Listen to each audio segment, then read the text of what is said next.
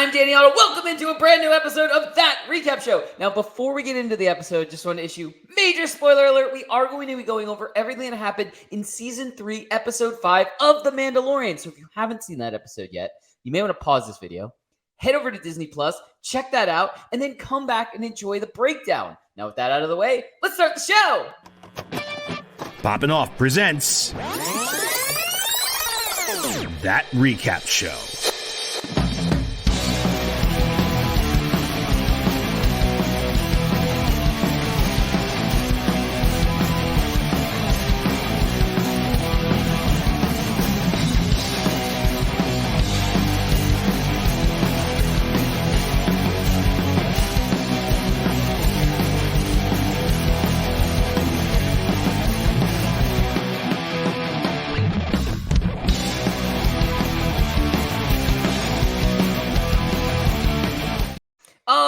Journey with me to break down everything from Season 3, Episode 5 of The Mandalorian. It's Jon Jon Rico.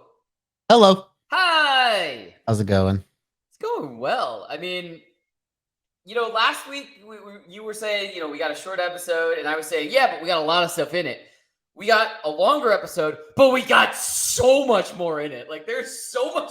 I was just listening. Like, as I'm watching the episode, I'm just like typing on my phone, just like little things that like I'm reacting to. I had a list like this long on my cell phone going, holy shit, this is too much to talk about. Like, it's going to take double the amount of the episode to talk about everything I kind of wanted to point out as I watch it. You know what? You know what would be really cool if looking ahead to when, we are a little bit bigger than we are right now, and that all comes down to you guys out there who are watching this. When we get to the point where we're a little bit bigger, we can have like some of those events where we can actually have like watch-alongs, and we can actually react in real time to like certain series or movies and stuff like that. Yeah. I think that would be really cool. Now, obviously, we're a little bit smaller right now, and that's up to us. We got to start. We'll promote a little bit, and hopefully we'll grow naturally. But like maybe this time next year we can actually do that. But like I had so many reactions and comments of things that I in the moment I would have loved to react to. And right. Yeah. But I mean, it really just goes to show how much was in this episode that like that thought crossed my mind of like, this might have just been easier to react live. But I mean, we got an episode, with a common enemy, an enemy we've already seen before, space pirates. And the only thing I could think about the entire time was, but why is the rum gone? Where is Space Captain Jack Sparrow? Because I wanted an equivalent of Johnny Depp's Captain Jack Sparrow, just one of the pirates who's just like, but why is the rum gone? Like the entire time. Which, look, we got some scenes of the pirates on Navarro, and they were definitely drinking space rum or whatever the equivalent to space rum is. But that's what I was looking for. Also, a major thing that I was thinking of that I reacted to just in the moment when it was happening was, I don't know if you were paying attention, but like the music we got when it was showing the once Rebel pilots, but now the New Republic TIE Fighter pilots. I mean, X-Wing pilots, not TIE Fighter pilots, X-Wing pilots. It sounded like music from Firefly, from that series. Which, I mean, also they were kind of space pirates. It was a space Western, right. But they were pirate-ishy. So it was kind of on brand for everything, but it just kind of felt like music from Firefly, which was a series I really, really enjoyed. I am so sad we didn't get more episodes of that. But so I say it in the best way possible. It reminded me of, some of that music from there. And it kind of gave me that vibe for that, that snapshot part of this episode. But like I was saying, so many things happened in this episode that we can talk about. But before I go on and on and on, Rico, what were some of your instant reactions from episode 5? I actually really loved this episode. I thought it was one of the kind of the upper tier ones of the season so far. And so one of the things I really loved was the fact that we got to follow Carson Teva, who's kind of a recurring character throughout the first seasons, and also in Book of Boba Fett. But I think the last time we saw him, he was recruiting Cara Dune to the New Republic as a ranger. Then everything, all that went down. But now he's kind of like the character that's kind of representing the New Republic for us now, which I think is really cool. And so first we see him interacting with some, first of all, Tim Meadows shows up in the episode, which is really great, and they have a really great scene together. Carson Teva is like, kind of like that, the classic kind of like good cop trying to do his job right, but he's being, hindered by his higher ups, Yeah. and so. But then we also get the interaction between him and Elia Kane, which starts to blend the storyline from episode 4.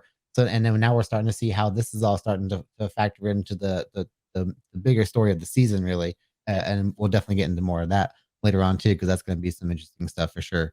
But really, all of this, and also, first of all, before I get to what I'm about to talk about, Carson's also blending the storyline between the New Republic and the Mandos too by that interaction that he has with Mando, and that's also a really funny scene too that I can't wait for you to hear talk about.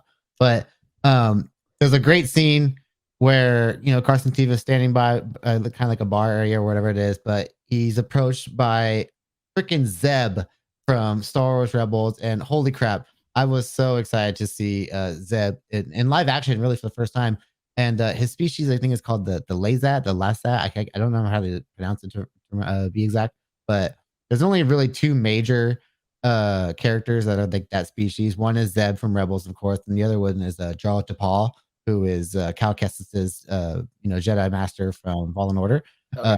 So first of all, seeing this species in live action was really cool because they actually like did the CG work on his face to make his make him look more real and lifelike in his movement, not just kind of like I think of the Nick Nolte character, Quill, in the first season, how like it looks very puppet like, but you have to do this for this character. But also the fact that he shows up, we get a little glimpse of what he's been doing since Rebels, of course, but you got to figure that him showing up in this episode means that he's going to be in possibly the Ahsoka series with the rest of the Rebels cast. So really, I think that we're just going to start getting more teases for that too. So, man, if they're just dropping little cameos like that right now, like in episode 5, like episode 6, 7, and 8, I wonder what they're going to like drop on us there. So, yeah, all in all, I really love this episode. There's a lot of cool stuff that happened. Yeah, I mean, going back to, just initially what you're talking about with Carson Teva, like, I'm wondering if, he, just like you said, he's like the good cop that, wants to do what is right, no matter what he's told. And, he's under orders that, well, they're not part of the New Republic, so too bad, we can't do anything. Mhm. And so then he goes and figures out a way around it by like, contacting Mando and stuff like that. Yeah. So I'm wondering if there's going to be something there where there's going to be a situation where, he goes against the New Republic to, side with, the Mandalorians, Mando, someone in this situation, whether it be, the people of Navarro, like, anything. I'm wondering if there's going to be a situation like that because he is seeing, what is good and what is bad, plain. It doesn't matter. He's like, these people are in trouble. They need help. Period. Yeah. It doesn't matter if, they're part of our collective. It doesn't matter what it is. Like, they need help. They're asking for help. We need to help them.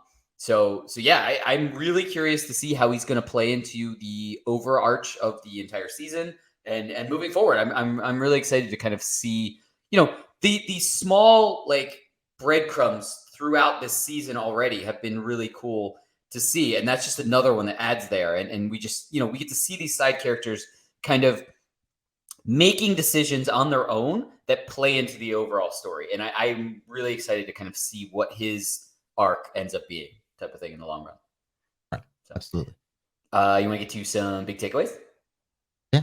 Awesome. All right. Why don't you kick off big takeaways this time? Okay. Really, so the Carson Tevas, the New Republic stuff was all really cool, but really what I found really amazing was just getting to see the Mandalorians just be straight up Mandalorians and just kicking ass all over Navarro. The way that this whole story is set up is really great, of course, with Grief Karga being the one that contacts Carson Teva, who therefore contacts Mando. So and really, and it's really funny the way he's greeted by everybody, like just straight up guns blazing, and they're like, "What the heck you doing here?" And he goes, "How'd you find us?" And that was all really funny. But Jeez, man. So they freaking arrive on Navarro. They drop in, jets going, blazing of glory, blaze of glory. So what I loved about this the most is that just in the small numbers they were in, we got to see how much of a force they were just to get, of course, pirates, but you have to remember there was a whole planet of these people at one point, and just imagine them at the height of their power. Like this is why they were such revered warriors in the galaxy. And that's really what I really love to see about that the most. And but also about this is that they got, the offer of them saving Navarro is getting land to live on, which was that goes back to the first episode where he offered the, Mando and Grogu a little place to live. But, now in exchange, he can give that to his people and they can actually live out in the light, like they said. Like they've been living in secrecy for so long, they can finally live amongst people and as kind of like revered heroes on Navarro. So, which is really, really cool. So yeah, like getting to see the Mandalorians kind of get their shine in this kind of like great action sequence on Navarro against Pirates was really cool, and I really enjoyed that. Yeah, absolutely. And look, as I've said multiple times already, there are so many things I want to talk about from this episode. And I mean, most of them, kind of go along the exact same lines of what you enjoyed for takeaways and stuff like that. I mean, I'll start from the beginning. I love that, we have Carson Teva, kind of show up and is like, hey, and they're like, what are you doing here, New Republic person? Like, we don't want you here. Who even told you we're here? And then they're kind of like, they do that thing where they kind of pan around and show different Mandalorians, and you're like, holy shit, is there like a traitor Mandalorian here? Yeah. And then all of a sudden R5 comes wheeling out, and I literally said this out loud. I was like, R5, you dick. Like, it's just like, he's like, that was me, guys. Like, I was like, I can't believe how perfect, like how comedically perfect that was, how they did that really quick. And then he just comes out like, oh, it's me. But I had to point that out. But yeah, I love that it was like the obvious choice. Get me Mando. Like, let's get Mando into this battle type of thing. Yeah. He's definitely going to do it. But yeah, I mean, I loved seeing this. And it's, you can also look at it as the last time all of these Mandalorians were on Navarro, and they brought it up themselves. The last time they were on Navarro, they were fighting to get Mando and Grogu off Navarro. Right. They were the distraction. They were literally shooting to like help them get escape, basically. Mm-hmm. So it's almost like a redemption arc for the public for them, basically. Like they're showing like, no, we were right all along. Like, we're the good guys. We were the good guys all along. And now you can finally believe that we're the good guys because we just saved your asses, like type of thing. So I think it was really cool. I mean, it was just like you said, I loved kind of seeing all of that action. And again, I'm saying this because I already said this in one of the past episodes when we had Mando and Bo-Katan kind of doing maneuvers in both of their ships and stuff like that. But this entire battle in general felt like a video game. Even as like before it even kicks off, we have what is like almost like a video game cutscene where we have Bo-Katan explaining what they're going to do, like as they're in hyperspeed type of thing. And it just like instantly, I was like, this is a video game. This is an amazing video game. And we had, we had the drop team, and we had Mando in like as distraction. He just flies in, distraction. But it was perfectly planned, and it just really felt like a video game where you would be controlling some of the action. You would get like cut-in scenes of like the other people that are helping over in other spots. So you have to fly there. I almost immediately was like, do a barrel roll. There's a ton of like video game things that I could reference right there, but that's in the best way possible. That's what it felt like. I was totally just enthralled by all the action because it felt so like a video game with cutscenes, and just I thought it was just perfectly planned out that way. The last thing I have to say about the battle was the armorer scene. She's brutal. Like she's the only one who doesn't have any guns or anything like that. She just kind of walks in like, hey guys, and just starts beating the shit out of people. Like, that was so good. holy shit! Like I particularly love the one shot of when after she beats their asses and they're all looking up and it's just her standing up there and she's like, "Yeah, I did that." Like, holy shit! It's so good, dude. I love everything about her overall presence. Like, again, I said this before, but she's just a fascinating character to watch every single time. Absolutely, and that totally leads right into my predictions. So you want to get into some predictions? Yeah. Awesome. All right, I'm gonna kick this off just because I think exactly where I just left off, and you said it perfectly. The Armorer is such a fascinating character because I still can't tell if she has any kind of ulterior motives or what is going on. It's the damn helmet. It's just like I want her to be like a good guy, a force for good, so badly. But just like as soon as I'm like, hell yeah, you're awesome, I immediately am met with another scene where I'm like, is she a good guy? Like, does she have something shady going on? Like, I just don't know. So we're we have the scene with her and Bo-Katan where she gets her to remove her helmet and all this stuff. I actually worried before they came back out. I actually worried that maybe she was going to get in Bo-Katan's head and say like, you need that Darksaber. You need to go. You need to go fight Mando, type of thing. Like I almost was worried about like that, something like that was going to happen, type of thing, because that's how shady I feel like she could be. Like even if she's not shady, it's just the potential shadiness is there. But yeah, so then we get that scene, and now she's kind of, whether or not she truly feels this way, or if she's just trying to amass an army of Mandalorians, basically. She's now kind of on the side of we need to unite everyone, type of thing. We really do need to, get everybody together, any means necessary. People that hold on to the values of the creed, people who have strayed from that but still are Mandalorians technically, type of thing. We need to get everybody together. We need to unite everyone, type of thing. So whether she believes that or not, those are sounds very good. Basically, like let's unite our people. Everyone. It doesn't matter. Let's unite everyone now and have a new Mandalore. Like let's do this. But then we get like kind of, it almost felt like a post-credit scene. We get this scene with a vessel that has been attacked and stuff like that, and we find out that this was a vessel that was transporting. It was a prisoner transport. Yeah, and we find out. And we find out that it was the vessel that had Moff Gideon on it, and surprise, surprise, Moff Gideon's not there. And what's left, kind of the things that they can scan for, is there's some Beskar there. So now I'm still like left with does the Armorer have something to do with this? Like, is this some shady shit? Like, is this finally the shady shit that I've been saying could potentially be happening with the Armorer?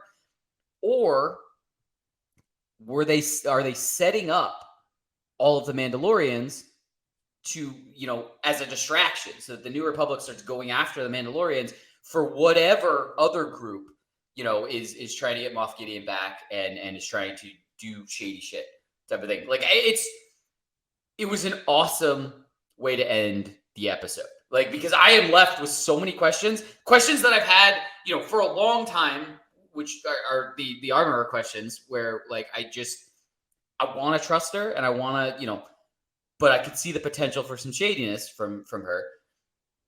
Or if we're going out to left field and we have, a bigger threat that has been, kind of teased and even in like some of the interviews with the writers and stuff has been teased that there's this looming bigger threat that is going to make itself apparent eventually. So I'm very interested to see where this goes.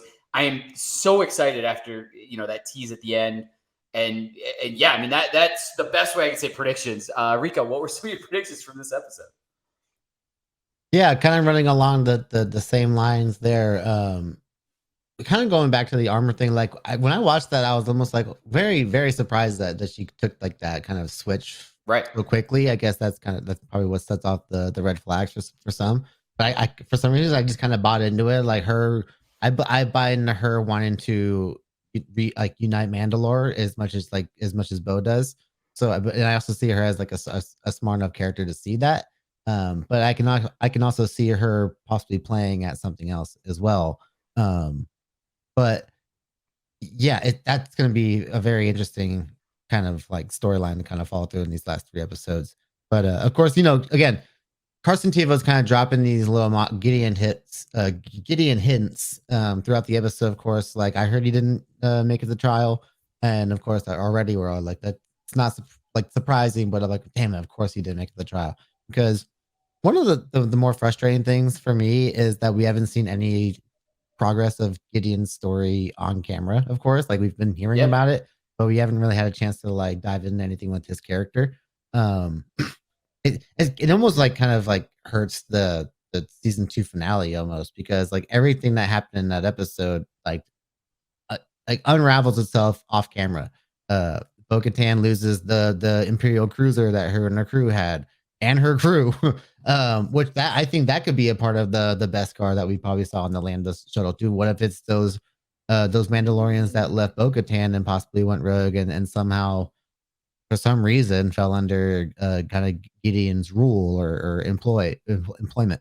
But yeah, I think that's the whole fact that we're gonna go find the other Mandalorians out there, and then also we cut to like there's Beskar stuff. So clearly there might be other maybe worse groups of Mandalorians out there. Still some bad Mandalorian people out there, of course. And, there's a history of Empire Mandalorians and ones that work for Darth Maul and such. So there's clearly not a lot of great people out there still within the Mandalorian culture, I bet.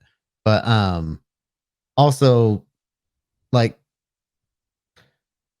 the Elia Kane thing, of course. Her role in this is clearly still being under Moff Gideon's kind of loyalty. Something shady, yeah. Oh yeah. Like she's her mind flaying Dr. Pershing in episode 4 makes way more sense now. Like as much as we kind of knew that already, we wouldn't know if this is like a New Republic thing or an Empire thing. Pretty clearly like an Empire thing now. So yeah, seeing now that unravel, and then along with the Mythosaur stuff, it's gonna be very interesting. Grogu kind of took a back seat in this episode, which I was okay with, because I didn't want him shoehorned into this kind of Mandalorian showcase scene when it's really all about them looking great, right? So him just kind of like kicking back again was pretty cool, and especially because we got such a big reveal last episode with him also. So yeah, we got 3 episodes left, so I'm expecting some pretty big stuff to happen. Yeah, you and me both. I can't wait. Like I said, after that kind of tease, it almost felt like a post-credit scene after a Marvel movie or something like that. After that final scene, I am so excited for next week's episode and for the rest of the season. There's also Vane, the pirate that ditched Gorian Shaw. He's like, guys, I'm out. Hey, I'm out. See ya. And he goes like, you coward. I was like, well, it seems like he made the smart play, in my opinion. But I feel like that's a character we could still see possibly in the future as well. Like he's had a couple, like kind of showcase scenes where he's had like lengthy dialogue with other characters. So I can see him coming back, and maybe I'll make a funny prediction here. I would like to see Vane be like our gateway into maybe seeing Hondo again, because he goes pirates and all that. So I would like that. All right. Yeah. I'm all for it. Any predictions are fair predictions as far as I'm concerned. I like Hondo. Yeah. But anyway, that's what we think. Let us know in the comments below. What did you think of episode 5? And where do you think Moff Gideon is? What's going to happen with Bo-Katan? The armorer? Do you trust her? There's so much to talk about and to, unpack from this episode leading right into next week's episode. I cannot wait. And as always, don't forget, like, subscribe, and turn on notifications to hear about all of our latest audio and video podcast releases. Bye, everybody! Poppin' Off presents That Recap Show.